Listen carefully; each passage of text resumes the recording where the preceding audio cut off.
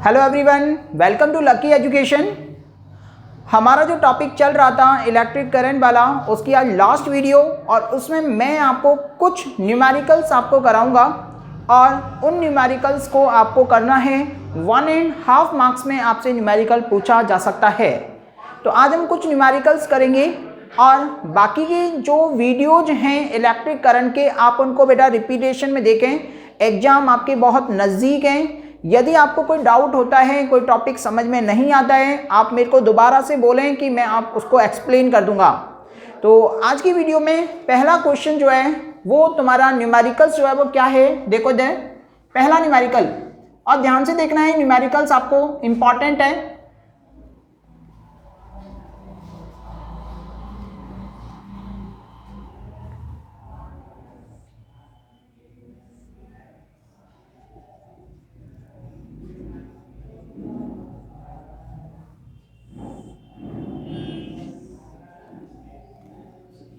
ये एक सर्किट दे रखा है, इलेक्ट्रिक सर्किट। यहाँ जो है एक रेजिस्टेंस है 6 ओम, यहाँ एक रेजिस्टेंस है 3 ओम।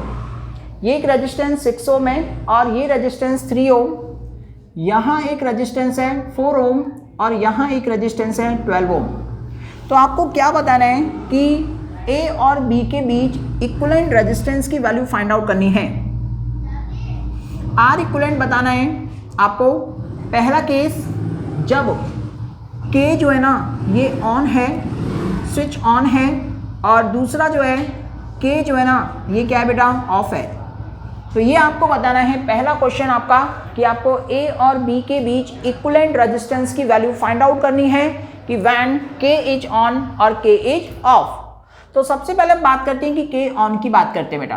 तो K जब ऑन होगा ना, तो देखा बेटा इधर, तो K जब ऑन होगा तो इस तरह से आप इसको कर क्या सकते हैं, इसको यदि मैं कंप्रेस करूं ऐसे, तो इसको मैं कंप्रेस करूं तो एक पॉइंट की तरह क्या करेगा, बिहेव करेगा। ये पहले आप देखें 6 और 3 ये पैरेलल में होंगे, और पैरेलल में होंगे तो देखो कितना होगा यहाँ पर 6 × 3 upon 6 + 3 R1 × R2 upon R1 + R2, या तो ऐसे निकाले या फिर 1/R1 + 1/R2 से।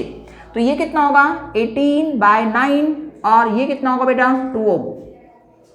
सिमिलरली ये भी पैरेलल में होंगे, तो 4 × 12 अपॉन 4 + 12 48/16, और ये कितना होगा बेटा 3 ओम होगा। तो मैंने इसको सॉल्व किया पैरेलल, इसको सॉल्व किया पैरेलल, ठीक है। तो अब हमने देखा इसको हम सॉल्व कर रहे हैं, और उसके बाद में आप देखो कि ये तो 2 ओम का बनेगा और ये क्या बेटा 3 ओम का बनेगा। तो हमने देखा कि जो इक्विवेलेंट आ रहा है वो A और B कितना आ रहा है सीरीज में, तो इक्विवेलेंट जो है वो कितना आ जाएगा बेटा 2 + 3 = 5 ओम।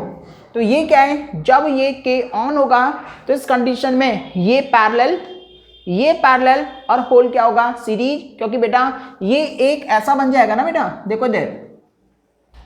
तो इसको हम कंप्रेस कर सकते हैं, तो इसको हम कंप्रेस करेंगे तो देखो ऐसी फोटो बनेगी। दोबारा से देखो, तो इसकी फोटो ऐसे बन सकती है, ये। तो ये पैरेलल, फिर कॉम्बिनेशन ये बनेगा, कितना हो जाएगा 5 ओम।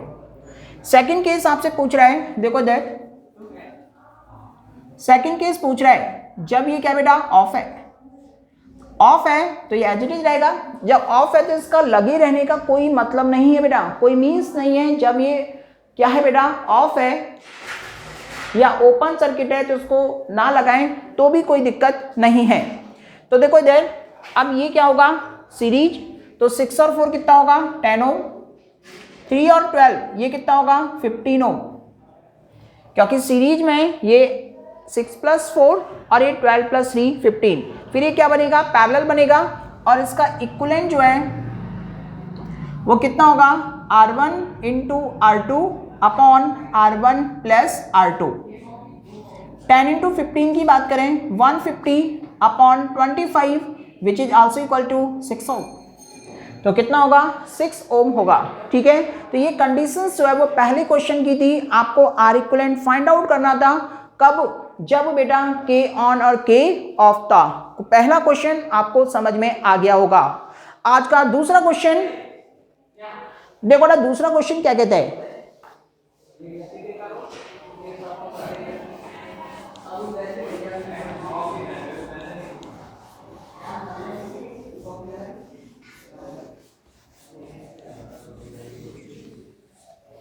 दूसरा क्वेश्चन कह रहा है बेटा find I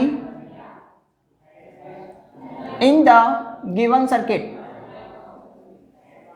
find I in the given circuit. आपको एक सर्किट गिवन है और यहां पर बेटा आई की वैल्यू आपको फाइंड आउट करनी है। तो देखते हैं इधर,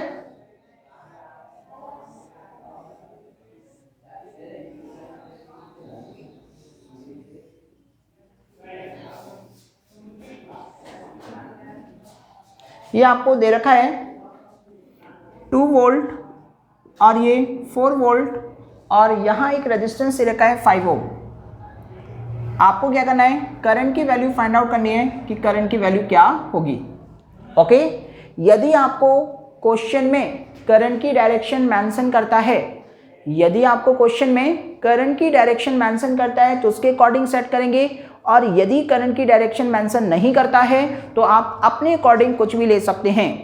मैंने आपको एक क्लास में बताया था कि केवीएल कैसे लगाना है, कि जो लोड होता है या जो रेजिस्टेंस होता है उसके अक्रॉस करंट +2 माइनस फ्लो करता है, और जो साइन पहले आएगा उसे हम कंसीडर करें। इससे क्वेश्चन कभी भी गलत नहीं होते हैं। अदरवाइज आपने देखा होगा जब आप क्वेश्चन सॉल्व करते हैं तो प्लस और माइनस की मिस्टेक होती है। तो ये एक बहुत ही अच्छा मेथड है, बहुत ही अच्छा मेथड। ठीक है, मैं जब इंजीनियरिंग कर रहा था तो वहाँ पर मैंने ये मेथड देखा। एक सब्जेक्ट होता है हमारे इंजीनियरिंग में नेटवर्क एनालिसिस करके, तो वहाँ पर इस मेथड को डेवलप किया गया, और ये मेथड जो है बहुत ही आसान मेथड है, हर बच्चे को आसानी से समझ में आता है, कोई भी दिक्कत नहीं होती है। तो देखते हैं यहाँ पर, तो ये तो आपको पता है कि करंट ऐसे फ्लो कर रहा है, इधर आएगा तो इधर बेटा प्लस और इधर कितना बेटा माइनस। ओके बेटा, हमें करंट की वैल्यू फाइंड आउट करनी है। मैं इसमें केवीएल लगाता हूं, तो केवीएल लगाने के लिए आप देखें बेटा, इस पॉइंट से स्टार्ट कर रहा हूं मैं और इसी पॉइंट पर मैं वापस आऊंगा। ओके, बैटरी का आपको पता है छोटा वाला साइन माइनस होता है, बड़ा वाला साइन प्लस होता है, बड़ा वाला साइन प्लस और छोटा वाला माइनस। तो देखते बेटा, यहाँ से स्टार्ट करते हैं। मैंने बोला कि जो साइन पहले आएगा उसे आप कंसीडर करेंगे। पहले हमें साइन कौन सा मिल रहा है, माइनस मिल रहा है, तो मैंने क्या लिखा, -2। फिर बेटा कितना बेटा, प्लस का 4, प्लस का कितना बेटा 4, और इधर फिर कितना बेटा प्लस, करंट कितना है इसमें, आई फ्लो कर रहा है, रेजिस्टेंस कितना 5, तो 5 × आई इक्वल टू कितना बेटा 0। क्लियर बेटा, मतलब तो ये कंडीशन जो है वो आपको क्या होगी कि -2 + 4 + 5i इक्वल टू 0, क्योंकि जो साइन पहले आ रहा है उसको हम कंसीडर कर रहे हैं। तो आप देखें यहाँ पर ये कितना होगा, 2 + 5i equal to 0, 5i equal to कितना -2, तो i की वैल्यू कितनी होगी, -2/5 एम्पियर।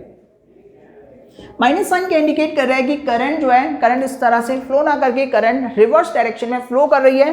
तो आपको जो आंसर्स जो है, यदि ये पेपर सब्जेक्टिव होता है, ठीक है, मतलब आपको ऑप्शंस में नहीं होता है, आपको आंसर लिखना होता है और करंट की डायरेक्शन मेंशन नहीं है, आपने अपनी खुद मानी है, तो आंसर सही होगा। अदरवाइज आपने जो है डायरेक्शन को, यदि आप देखें यहाँ पर डायरेक्शन की बात यदि हम करें, तो डायरेक्शन की यदि हम बात करेंगे तो उसको यदि डायरेक्शन देता है वो क्वेश्चन में तो उसके अकॉर्डिंग हम सेट करेंगे।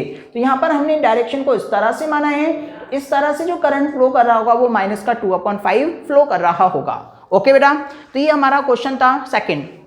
थर्ड क्वेश्चन जो है वो क्या बोल रहा है, देखो there, if bridge is balance, if bridge is balanced, bridge जो है ना वो क्या है बेटा, बैलेंसिंग कंडीशन में है, then find the value of R। तो यदि बोल रहा है कि बैलेंस कंडीशन में यदि आपको ब्रिज गिवन है तो आपको क्या करना है, R की वैल्यू फाइंड आउट करनी है। तो ऐसा आपको एक क्वेश्चन गिवन है, व्हीटस्टोन ब्रिज का है, लेकिन बैलेंसिंग कंडीशन आपको गिवन है,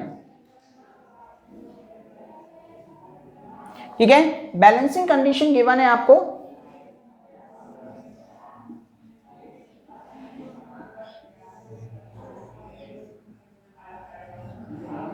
ये R है, ये 6 ओम है, ये 20 ओम है, ये 10 ओम है और ये 1 ओम है। बोल रहा है बेटा कि ये जो सर्किट है या जो ब्रिज है ये बैलेंस कंडीशन में है, तो आपको R की वैल्यू फाइंड आउट करनी है।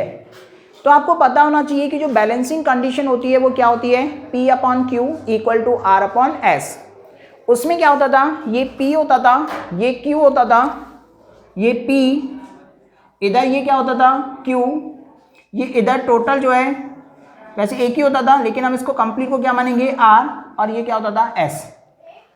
पहले आप इसको क्या करें, एक रेजिस्टेंस बनाएं, और ये एक रेजिस्टेंस कब होगा, ये पैरेलल कॉम्बिनेशन है, तो पैरेलल कॉम्बिनेशन में आप देखते हैं क्या आता है बेटा, 6 into R upon 6 plus R, R1 into R2 upon R1 plus R2।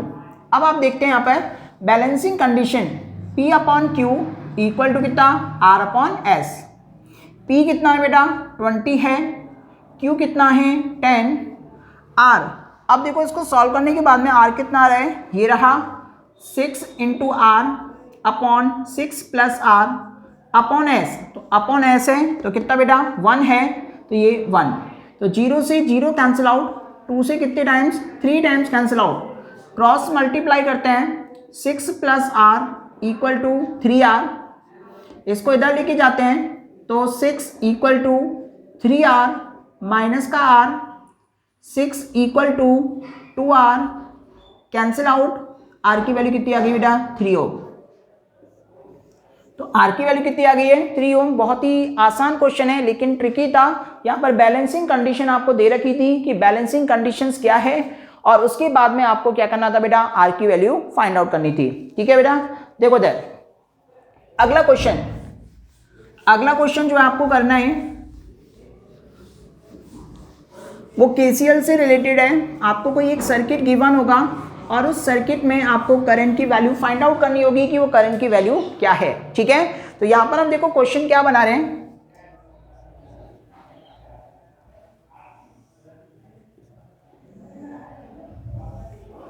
तो यहां पर मैं क्वेश्चन बना रहा हूं,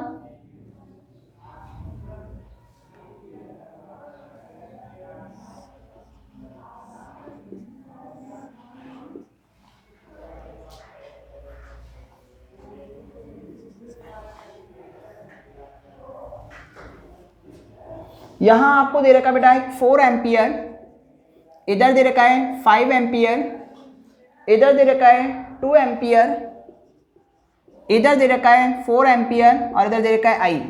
ऐसा कोई सर्किट गिवन होगा और आपको बोलेगा find the value of I। तो आपको करना क्या है, इस तरह के जो क्वेश्चंस होंगे उसमें सिर्फ और सिर्फ KCL लगाना है, और KCL क्या करना है, एक पॉइंट मान लेना है, एक जंक्शन मान लेना है, और वहां पर देखना है कि इनकमिंग करंट जो होंगी उनको एक साइड और जो आउटगोइंग करंट होंगी उनको एक साइड आपको लिखना है।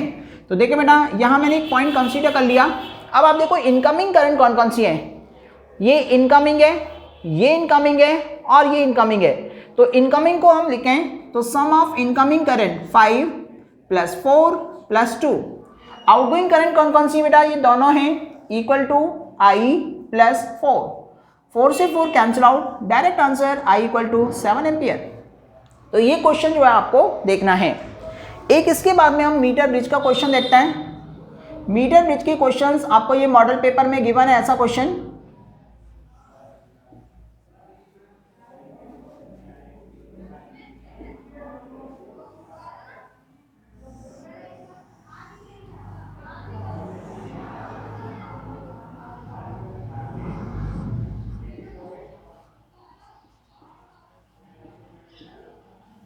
ठीक है, तो यहां पर एक रेजिस्टेंस दे रखा है S, ये एक लेंथ दे रखी है 40 सेंटीमीटर,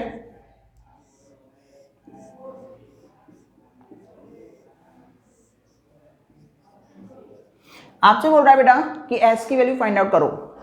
या तो आप S की वैल्यू जो है, आपको फॉर्मूला पता होगा कि S का फॉर्मूला जो है वो क्या होता था, S का फॉर्मूला होता है, ये अननोन रेजिस्टेंस होता था 100 minus L upon L into R। ये होता था। तो S 100 माइनस L, L कितना बेटा 40 सेंटीमीटर गिवन है अपॉन 40 और R की वैल्यू कितनी है 4, S equal to 60 upon 40 into 4, 0 से 0 4 से 4, S की वैल्यू कितनी आएगी बेटा 600। ये ध्यान रखना है आपको। तो या तो फॉर्मूले से करें या फिर दूसरा मेथड जो है आप ऐसा देख सकते हो बेटा, ये वाला जो होता था वो P होता था, ये कितना होता था Q होता था, ये कितना होता है R और ये वाला कितना होता है S। तो आपको ध्यान क्या रखना है कि जो बैलेंसिंग कंडीशन होती थी ना, क्योंकि मीटर ब्रिज जो है ये भी व्हीटस्टोन ब्रिज के प्रिंसिपल पर बेस्ड है। आपको एग्जाम में भी क्वेश्चन बन सकता है कि मीटर ब्रिज जो है किस प्रिंसिपल पर बेस्ड है, व्हीटस्टोन ब्रिज के प्रिंसिपल पर बेस्ड है।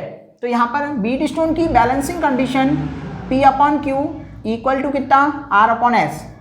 P 40 सेंटीमीटर ये लेंथ दे रखी है, तो बची कुछ ही लेंथ जो है वो कितनी होगी, क्योंकि टोटल वायर 1 मीटर का होता था 100 सेंटीमीटर, तो ये कितना होगा 60। अब देख लें ये कितना 40 अपॉन 60 इक्वल टू कितना 4 अपॉन S, 0 से 0 4 से 4, S की वैल्यू कितनी बेटा 600। यहाँ से भी आप इसको देख सकते हो, ठीक है बेटा। तो ये क्वेश्चन जो है वो किसका है, व्हीटस्टोन ब्रिज से रिलेटेड मीटर ब्रिज का। इसके बाद में एक क्वेश्चन आपको और मैं आपको बता रहा हूँ कि ये जो है लास्ट क्वेश्चन, कि आपको बेटा कि जो comparison of EMF of two primary cell का जो कंपैरिजन था यूजिंग पोटेंशियोमीटर, उससे भी रिलेटेड आपको एक क्वेश्चन मिल सकता है। वो क्वेश्चन जो है वो क्या है, ध्यान देखें कि आपको ऐसे बोल रहे हैं कि कोई एक प्राइमरी सेल जिसका ईएमएफ आपको दे रखा है 1.2 वोल्ट, कितना दे रखा है 1.2 वोल्ट दे रखा है, ठीक है। और इसका जो बैलेंसिंग लेंथ है वो कितना है बेटा 35 सेंटीमीटर है, क्लियर। अब बोलते हैं कि यदि ईएमएफ जो है कितना बेटा 2 वोल्ट है तो बैलेंसिंग लेंथ बता दो। बहुत ही इजी क्वेश्चन है, बहुत ही इजी क्वेश्चन, कि आपसे बोल रहा है बेटा कि एक सेल जो कि ईएमएफ जो है वो 1.2 वोल्ट है और इसकी बैलेंसिंग लेंथ आपको 35 सेंटीमीटर गिवन है। यदि ईएमएफ कितना 2 वोल्ट हो जाता है तो उसके करस्पॉन्डिंग आपको बैलेंसिंग लेंथ फाइंड आउट करनी है। तो ये कंडीशन जो है आपको देखना है कि ये कितना है E1 अपॉन E2 बताया हुआ था मैंने, L1 अपॉन L2। तो E1 कितना है 1.2, E2 कितना है 2, L1 कितना है 35, L2 हमको फाइंड आउट करना है।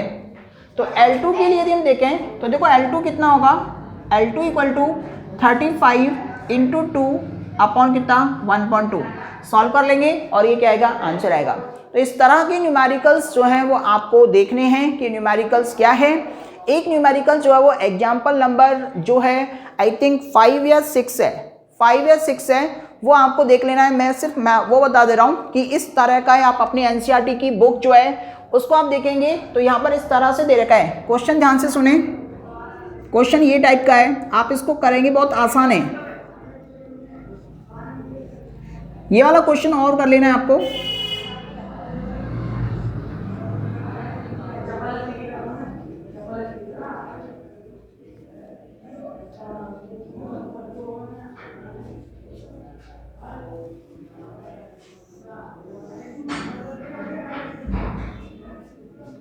ऐसा एक सर्किट दे रखा है एग्जाम्पल का, ऐसा एक सर्किट दे रखा है एग्जाम्पल का। आई थिंक यहाँ पर 2 ओम है, यहाँ पर 2 ओम है, यहाँ 1 ओम है, यहाँ 3 ओम है और यहाँ 6 ओम है, यहाँ 1 ओम है, हो सकता है यहाँ 12 वोल्ट हो, क्लियर। तो आपसे ऐसा क्वेश्चन है एग्जाम्पल में आपको देखना है। इसमें आपसे पूछ क्या रहा है, पहले बेटा ये टर्मिनल ये A है, ठीक है, इधर क्या मान लें बेटा B मान लें, इधर C और इधर कितना बेटा D, ओके। पहले बोल रहे हैं A और D के बीच में इक्विवेलेंट बता दो, ये क्वेश्चन था। तो A और D के बीच में इक्विवेलेंट आप बता सकते हो, ये पैरेलल और ये सीरीज, ओके पहला।